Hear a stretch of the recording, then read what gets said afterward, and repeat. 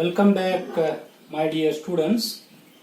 In continuation of study of steam formation, we have studied from minus 5 degrees centigrade ice to the superheated steam and formulation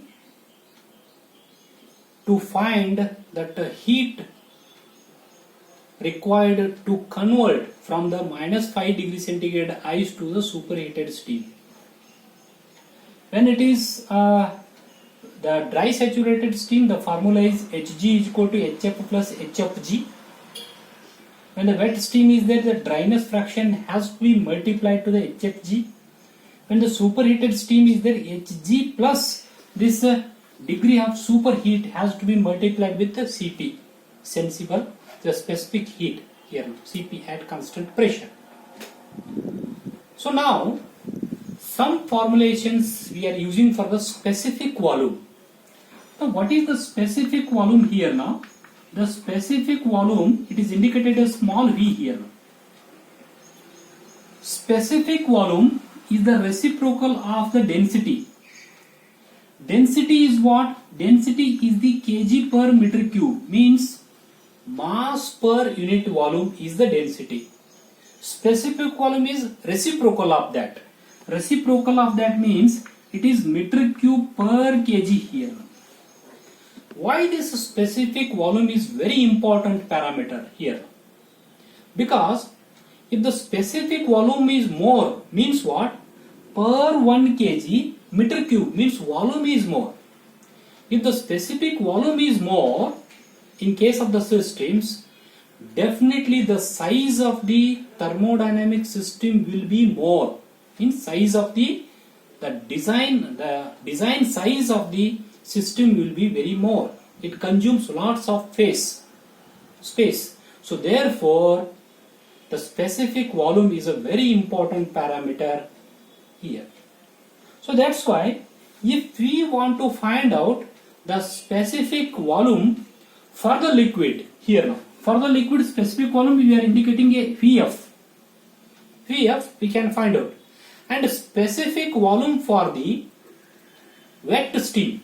Here it is for the liquid here now. For wet steam that specific volume is indicated as for wet steam here now. What we have to do here now? Wet means the dry particles are also there, the wet particles are also there, liquid particles are also there here. So therefore it is the wet steam means what? Here now X into Vg, it is specific volume of the only dry particles. Dryness fraction has been multiplied, and wetness fraction means plus 1 minus X into V, that is F here. Vg here. But this fraction is very small here now. So if I neglect this fraction is a 0 here. So therefore the specific volume of the wet steam is X into Vg will be taken. So next one is the specific volume of the dry saturated steam is Vg. Vg here now. The next to that formula here, the specific volume of the superheated steam. So superheated steam means here the molecules are in very random, enthalpy is very high here. How to find out? This is taken as an ideal gas here. Gas laws has been applied to find out the specific volume of the superheated steam here. From the Charles law here, the gas law is PV divided by T is equal to constant. Means what here? We are taking here now for the 2 points. When is a saturated point, dry saturated point, and another one point we will take a superheated point here now. It is a dry saturated point here now. It is a superheated point. 2 points we are taking here now. Saturated point we are using, it is a G, means all are the gas, means dry are there. Superheated particle, it is a T, soup is there, U, sometimes we see U here. So I will write this equation here. For the dry point here now, The pressure is remains constant. Pressure is taken as a constant here now. So next one is for the dry. It's a Vg here divided by here now Tg, or it is the Ts because it is a saturated temperature here now Ts. This is equal to pressure is remains constant here. Pressure is remains constant for whole process. We are taking the pressure is constant here. P C P C P is equal to C. Pressure is remains constant for whole the process of conversion of that minus 5 degree centigrade ice to the superheated that steam here. So next one is for the superheated. What we are writing here now? P is constant and V soup here now. V soup means here the specific volume of this the superheated steam here now divided by T soup here. So therefore this P will get cancelled. So what is this one now? Because it is a constant here, this is get cancelled here now. So V soup is equal to, this is equal to, it is Vg divided by Ts into T soup here. This is a formula we are using to find out that the specific volume of the superheated steam here. So next one, as we know from the basic formulae, enthalpy, we know the basic formula that enthalpy here now. H is equal to, it is a U plus PV work here, where U is the internal energy, H is the enthalpy here. At constant pressure process, P is equal to T, C, constant pressure process, how this will differs? How this will differs, we will see at a constant that pressure process here now. If I am differentiating this equation here, if I am differentiating this equation, then dH is equal to du plus, this is the multiplication of the two parameters here now, both are changing here, but if we do here now, so it is the chain differentiation I will apply P into dV plus V into dP. So what I will take here now, so this one parameter I will write as it is here now, dH is equal to, what is this one now, V into dP here, this is dP. But pressure is remains constant here now, so therefore dP is equal to 0. So therefore this term will become 0 here now. So what is left here now, du plus P into dV. So what is this du plus P dV? It is nothing but the dq here now. It is nothing but dq here now, change of that heat by the thermodynamic law here now. So therefore dH is equal to, it is dq. What it tells actually here now, at a constant pressure process, if we change the heat, means if we increase the heat at a constant pressure process, it will increase its the enthalpy. If you remove the heat at a constant pressure process, it will decrease the enthalpy here. What this equation is telling that here in this case here. This is one thing we are studying here in the steam formation here now.